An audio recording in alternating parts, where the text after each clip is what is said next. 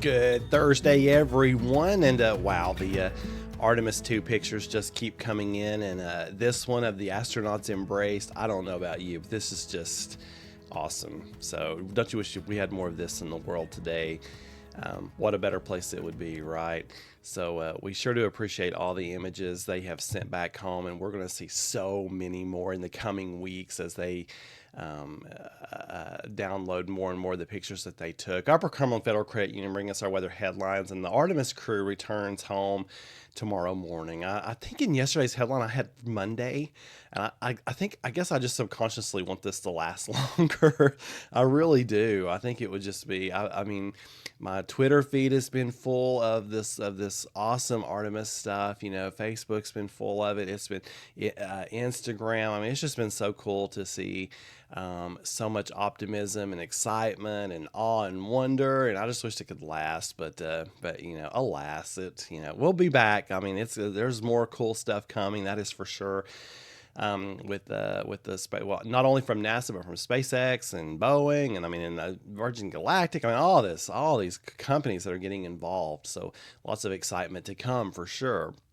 The drought monitor updated today.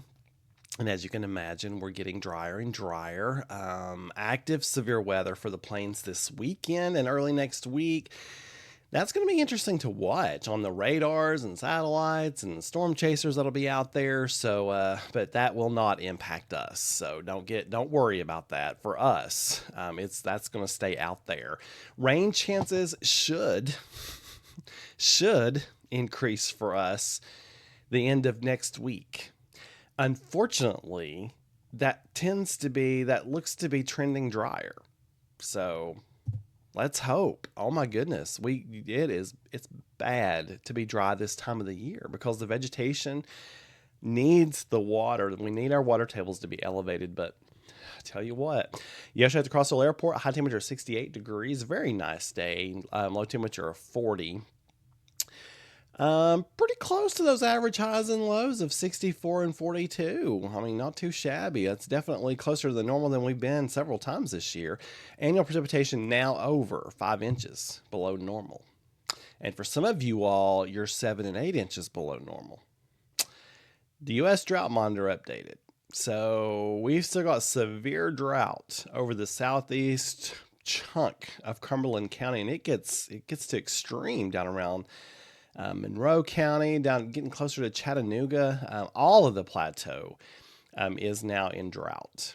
So yeah, the entire Cumberland Plateau. You folks up in Scott County, you're considered abnormally dry, but you're going to be in the drought.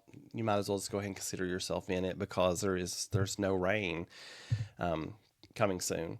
Subgeneration brings us a level of concern. No weather worries, except for this drought. No weather worries for our Thursday. B&H storm shelters bring us our severe weather threat. With no rain in the forecast, it's awfully hard to get severe weather. We know that will change at some point. There will be a big pattern shift sometime. Clearview Closet and Blind brings us our 5-day forecast.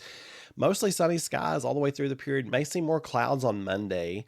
But high temperature staying very mild and overnight lows staying very mild. So no threat of frost. Plateau Sanitation brings us our aches and pains. I've had to elevate sinus and asthma for Friday and again for Sunday. Otherwise, the threats are all very low. Migraine the lowest of all for the next 5 days. So yeah, that's good. That's good news for you. But those of us with sinus and those of you with asthma will need to be on the lookout for Friday and Sunday for an elevated risk for that. And we all need to be on the lookout for pollen. Oh my gosh. With all this dry weather, there's no rain to wash the pollen out. It's just going to keep getting crazier and crazier. So get ready for some pollinated days. Micro Realtors brings us our hourly weather forecast. No rain to talk about, just gliding up into near 70 this afternoon, then down into the 40s tonight. On this day in weather history, brought to us by B&H Storm Shelters, April 9th, 1947, a tornado struck Woodward, Oklahoma during the late evening, killing 95 people.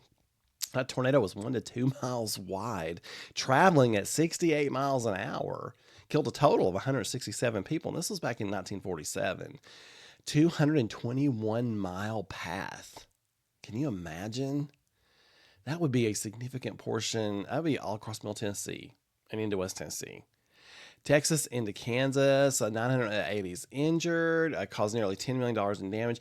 You know, that tornado was very strange. Woodward, Oklahoma was kind of foggy, drizzly, kind of cool that day. And then later that evening, the sun broke out just as it was about to set.